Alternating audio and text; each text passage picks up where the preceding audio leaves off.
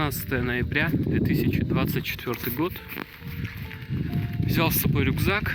В рюкзак нагрузил газеты, веточек сосновых, палочек. Взял мачете. И пойду сейчас в лес, прогуляюсь и разведу костер. Погода такая сырая, но тепло, где-то плюс 6 на улице. Пойду проветриваться, гулять, полить костер и единение с природой получать.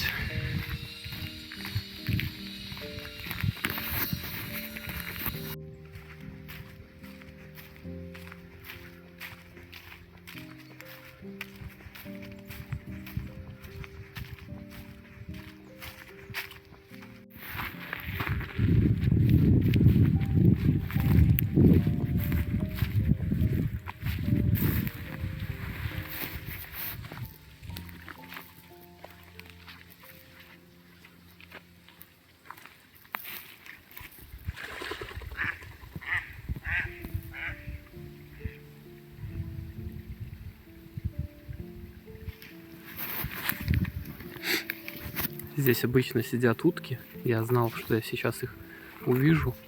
Подошел, и они прямо по поверхности вот так вот открыто плавали на открытом месте. Надеюсь, что будет видно. Я постарался заснять на широкий угол, но думаю, что камера запечатлила и на большом экране будет видно уточек.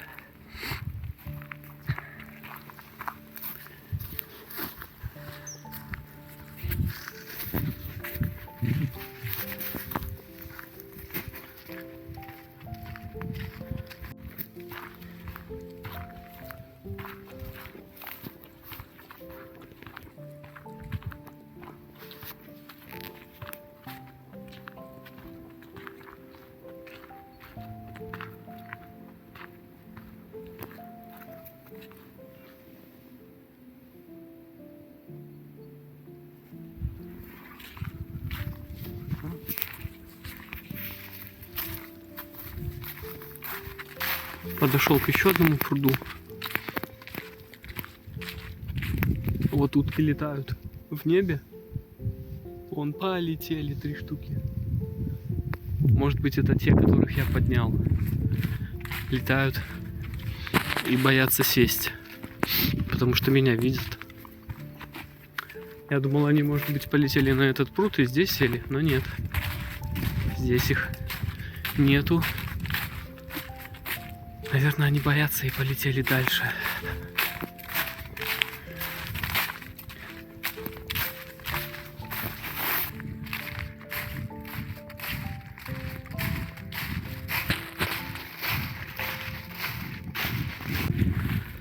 А сейчас зашел к опушке леса на краю деревни. Здесь пасека соседа. Он хорошо общается с моими родителями. Папа мой, папа пчеловод, и папа дает советы вот ему, как пчелами заниматься. И вот сегодня мы с ним виделись, он говорил: подойди, посмотри на мою пасеку, как там правильно стоять, неправильно. И вот я пришел посмотреть на пасечку. Вот здесь стоят ульи. Показывать не буду, потому что мало ли, может, человек не хочет, чтобы его ульи видел кто-нибудь. Но сам вот я сейчас посмотрю. Да, красиво стоят ульи. Здесь на опушке леса вот такая березовая здесь роща у нас. Маленькая. Тихо-тихо. Слышно, как дороги крупные далеко, где-то там в километрах, наверное, 13 от деревни гудят. Машины ездят.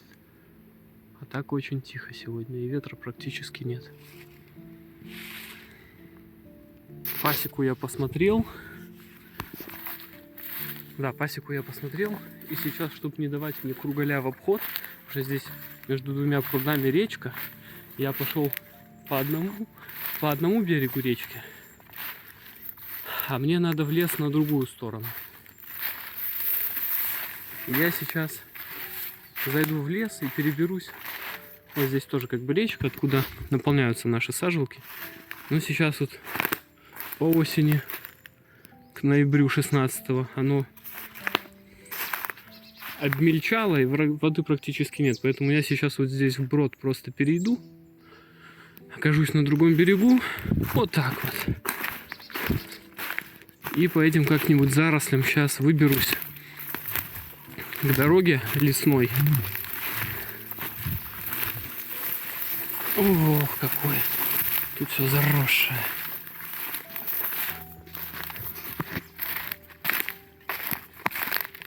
Выберусь к лесной дороге.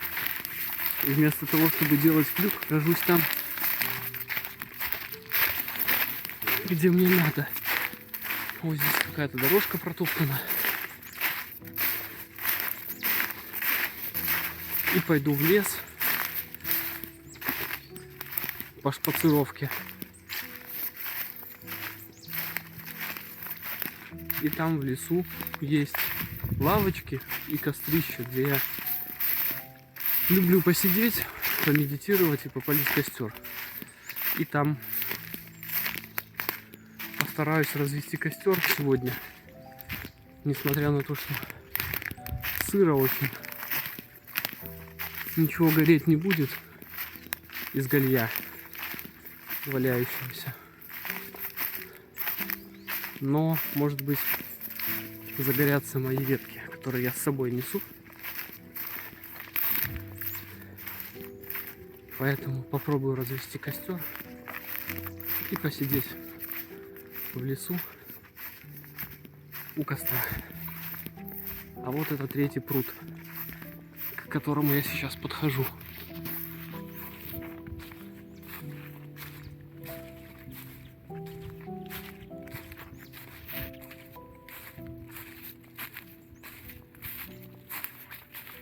Видно, что бобры там что-то погрызли. Постоянно бобры что-то грызут. Вон поваленное дерево. И видно стружка опилки.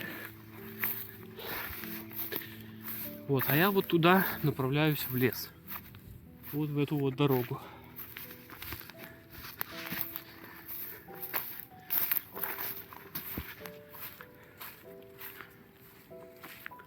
Каждый раз здесь ходить немножко страшно, потому что мало ли, все-таки лес, может какие волки здесь водятся. И однажды я от кого-то убегал в детстве, бегал по этой дороге, ну, спортом занимался.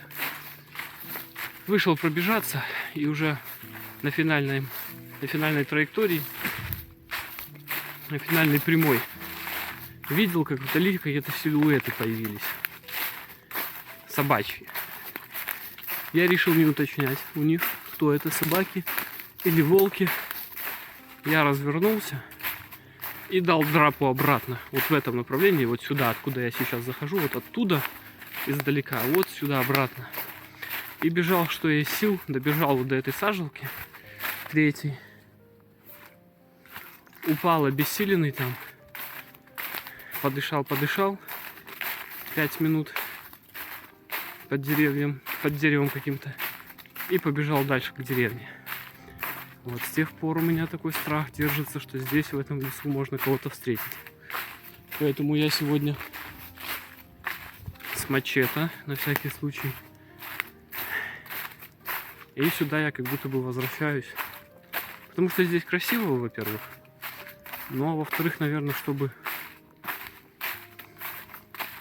Нет, не чтобы преодолевать свой страх. Нет. Я точно не возвращаюсь сюда, чтобы преодолевать свой страх, как мне кажется, вряд ли. Потому что здесь красиво и очень умиротворенно. Посмотрите сами.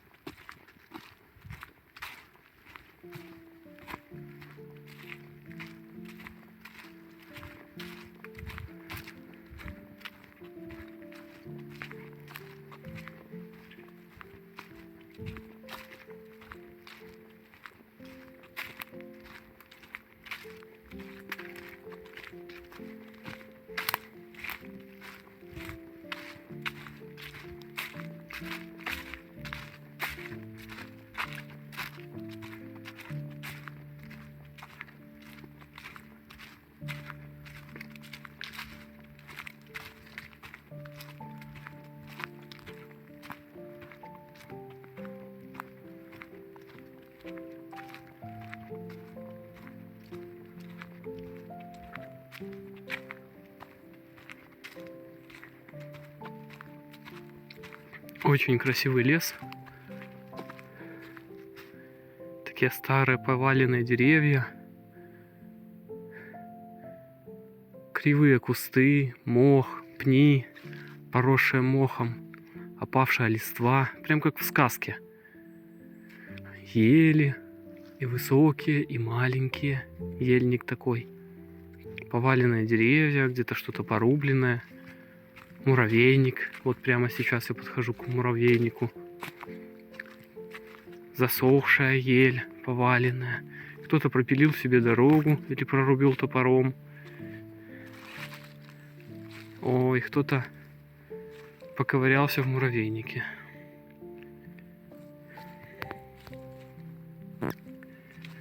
Прям как в сказке. Про бабу-ягу. Или из какой-нибудь компьютерной американской игры типа Fable.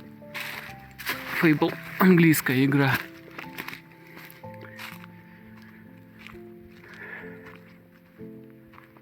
Очень тихо, очень таинственно, очень загадочно.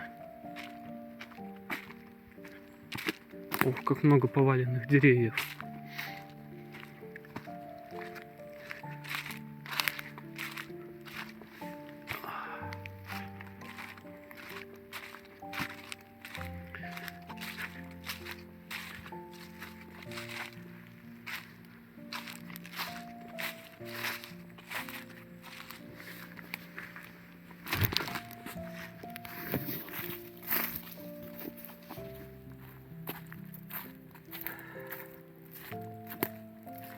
Контакт с природой, прогулки по природе, вроде как научно подтверждено, что помогает ментальному здоровью человека, успокаивает человека при тревожностях, при депрессиях. И поэтому я выхожу на улицу гулять.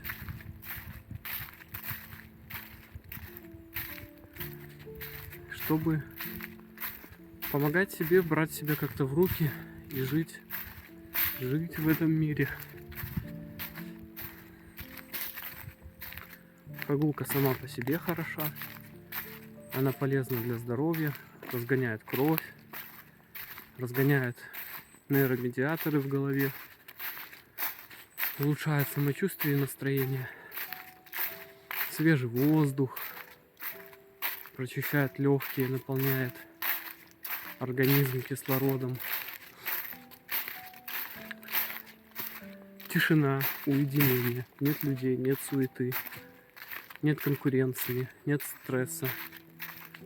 Ну, за исключением страха и опасения того, что могут какие-нибудь волки вдруг появиться. Вот эта прямая, где я видел волков или собак, от которых я убегал. И здесь могилка неизвестному солдату. Старый постамент, памятник, который убрали деревянный, и новый металлический, который поставили.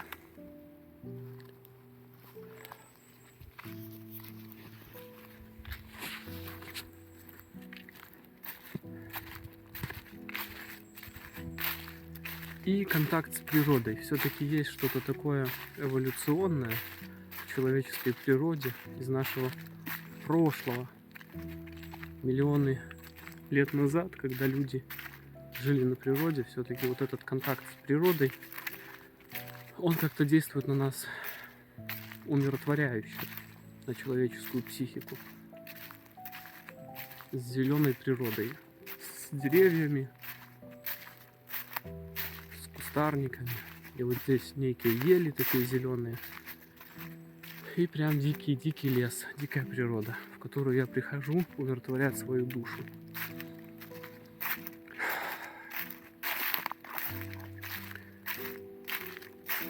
И для меня было открытие, что у меня оказывается тревожный невроз. Это старое название этой штуки, а теперь это называется генерализованное тревожное расстройство. Когда человек тревожится обо всем на свете, и его постоянно преследует тревога. Вот такая штука у меня. и она вызывает у меня депрессии потом, когда я уже жутко устаю пребывать в тревожности. Вот я пришел к своему месту.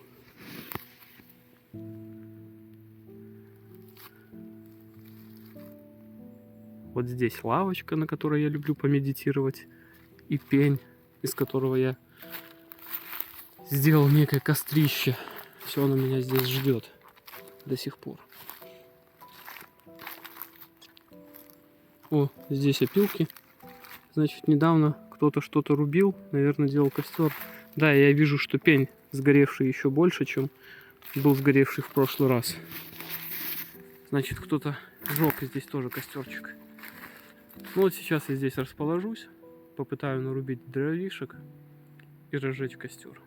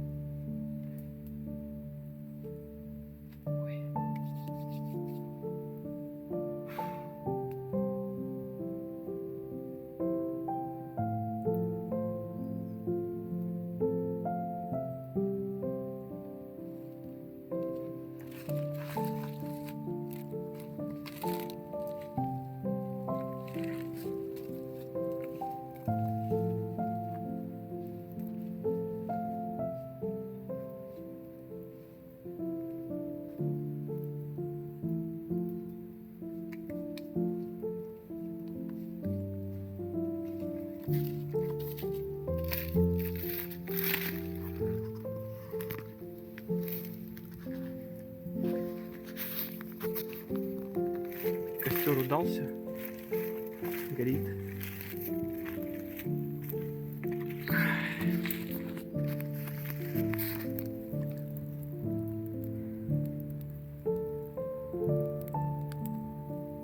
Очень хороший костер удался.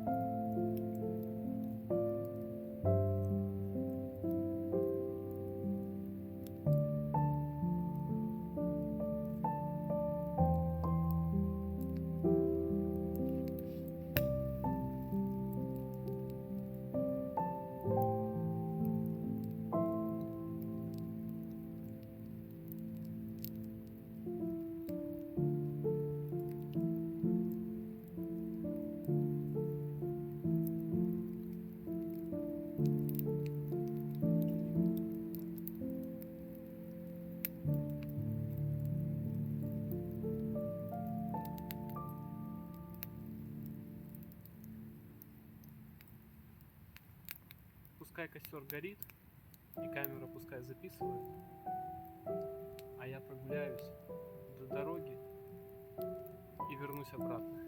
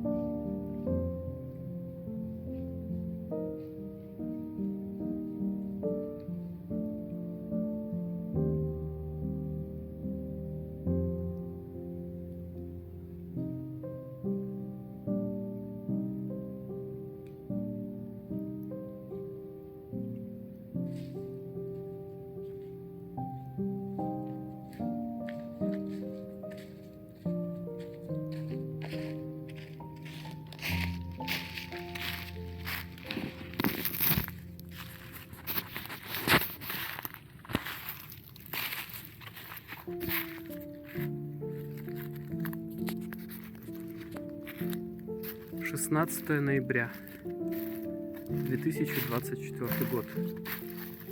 День рождения мамы.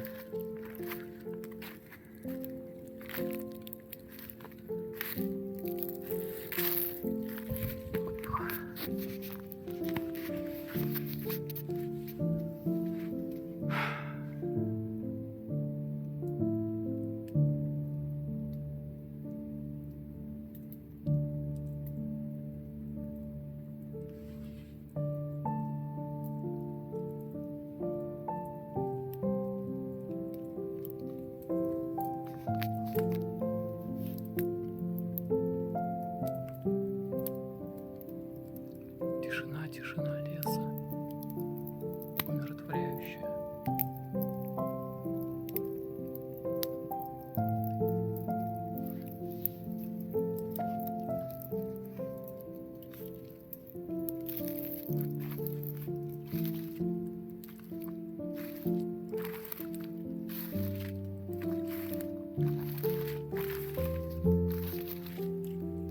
Вот ради таких моментов и стоит жить. Ради таких моментов, ради моментов с близкими, любимыми.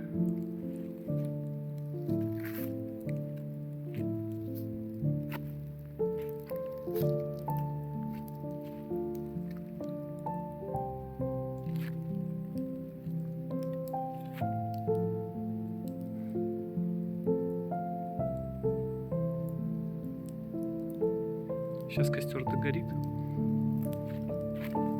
Буду собираться. Пойду к дороге и по дороге к деревне домой.